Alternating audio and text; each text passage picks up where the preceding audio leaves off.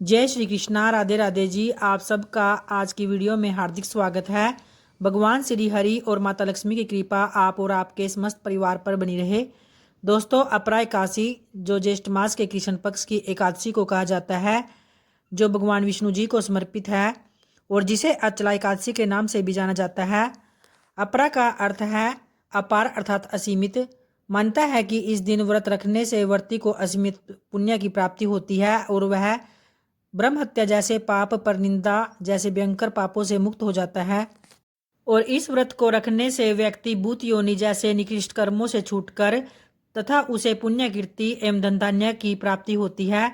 तो आइए आज इस वीडियो में जानेंगे कि ज्येष्ठ मास के कृष्ण पक्ष की अपरा एकादशी कब है, व्रत हमें कब धारण करना है, एकादशी तिथि कब प्रारंभ तथा कब समाप्त होगी, पूजा का शुभ मुहूर्त क्या रहेगा और द्वादशी तिथि कब है, पाठ हमें कब करना चाहिए। तो विशेष जानकारी इस वीडियो में आप लोगों से शेयर करूंगी, तो वीडियो को अंत तक जरूर देखना और वीडियो अच्छी लगे तो वीडियो को लाइक और शेयर भी जरूर करें।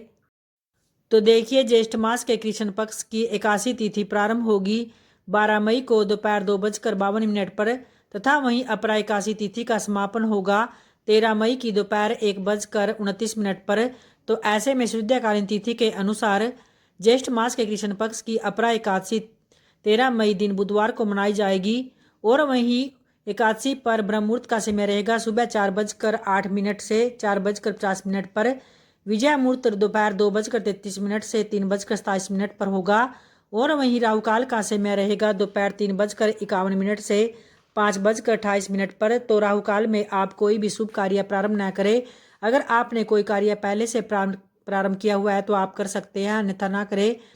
और वहीं एकादशी तिथि पर द्वादशी तिथि पर आप पारण करते हैं तो द्वादशी तिथि 13 मई को प्रारंभ होगी दोपहर को 1:29 पर तथा वहीं द्वादशी तिथि का समापन होगा 14 मई को सुबह 11:20 पर। तो आप अपने अपरा एकादशी व्रत का पारण कर सकते हैं 14 मई की सुबह 5:31 से 8:14 के बीच आप अपने व्रत का पारण कर सकते हैं। आइए अब जानते हैं अपरा एकादशी व्रत की पूजा विधि के बारे में कि उस दिन भगवान विष्णु और माता लक्ष्मी की आप किस प्रकार से पूजा आराधना करेंगे। तो देखिए, आपको अपने एकादशी व्रत का पालन एक दिन पहले से ही करना होता है। आप दसवीं तिथि से ही ब्रह्मचर्य का पालन शुरू कर दे और उसी दिन से ही आपको प्याज, लहसुन और मांस मदिरा का बिल्कुल भी सेवन नहीं करना चाहिए। आप दसवीं तिथि से ही एक समय अन्न का सेवन करें। फिर अगले दिन एकादशी व्रत पर आपको ब्रह्म मुहूर्त में सुबह जल्दी उठकर स्नान इत्यादि करके साफ स्वच्छ वस्त्र धारण करने हैं। अगर आप तीर्थ में स्नान नहीं कर सकते तो आप घर पर ही जल में थोड़ा गंगा जल डालकर स्नान कर सकते हैं। फिर उसके बाद आपको सूर्यदेव को जल अर्पित करना चाहिए और अपने घर मंदिर की साफ सफाई करके उसमें थोड़ा गंगा जल डालकर शुद्ध कर ले तथा भगवान विष्णु और माता लक्ष्मी की प्रतिमा को पंचोपचार विधि द्वारा स्नान कराकर उन्हें चौकी पर विराजित करे। फिर उसके बाद भगवान विष्णु और माता लक्ष्मी जी को चंदन का तिलक लगाए, उन्हें धूप दीप नैवेद्य अक्षत पुष्प रोली चंदन आदि अर्पित करे। भगवान विष्णु तथा माता लक्ष्मी के आगे फिर अपने व्रत का संकल्प ले उन्हें तुलसी दल जरूर अर्पित करे। फिर उसके बाद ओम नमो भगवते वासुदेवाय इस मंत्र का आप 108 बार जाप करें, जिससे कि आपके घर में जो भी नकारात्मक शक्तियां हैं वह भी दूर होगी और जो भी आपके कार्यों में किसी भी प्रकार की बाधा आ रही है तो वह भी दूर हो जाएगी। फिर उसके बाद आपको अपरा एकादशी व्रत की व्रत कथा जरूर पढ़नी चाहिए और विष्णु सहस्त्र नाम का पाठ भी करें। फिर उसके बाद भगवान विष्णु तथा माता लक्ष्मी जी की आप कपूर जलाकर उनकी आरती उतारे और आरती के बाद फिर आपको उन्हें भोग लगाना है और भोग लगाने के बाद फिर सभी में आपको प्रसाद को वितरण करना चाहिए। और फिर उसके बाद आपको शाम के समय भी भगवान विष्णु तथा माता लक्ष्मी की वैसे ही पूजा आराधना करनी है और रात्रि में फिर जागरण करके आपको भजन कीर्तन जरूर करना चाहिए और हो सके तो आप उस दिन भूमि पर शयन करें। फिर अगले दिन आपको अपने व्रत का पारण द्वादशी तिथि पर करना होता है, तो अगले दिन आपको भगवान विष्णु जी को भोग लगाकर उन्हें आप उस दिन खिचड़ी का भोग लगाए। तो इस तरह से आपको अगले दिन द्वादशी तिथि पर भगवान विष्णु और माता लक्ष्मी जी की पूरे विधि विधान से पूजा आराधना करके उन्हें खिचड़ी का भोग जरूर लगाना चाहिए।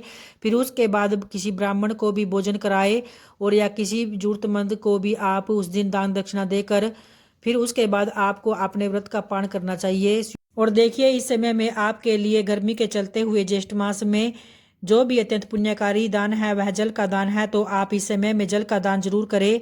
और इसके अलावा आप इस समय में चप्पल, पंखे, छाता, अन्न, वस्त्र आदि का दान भी कर सकते हैं। और अपनी सामर्थ्य के अनुसार आप इस समय में प्याऊ भी लगवा सकते हैं, जो और भी आपके लिए पुण्यकारी कर्म होगा, जिससे कि आपको भगवान जी की कृपा प्राप्त होगी और जो भी आपकी मनोकामना है वह भी शीघ्र ही पूर्ण होगी। तो आशा करती हूँ आपके लिए यह वीडियो की विशेष जानकारी जरूर उपयोगी होगी। अगर वीडियो अच्छी लगी है तो वीडियो को लाइक और शेयर जरूर करें, और जो चैनल पे पहली बार आए हैं तो चैनल को सब्सक्राइब भी करना न भूलें, ताकि इस तरह की वीडियो की विशेष जानकारी मैं आगे भी आप लोगों के लिए समय से लेकर आती रहूं। धन्यवाद दोस्तों।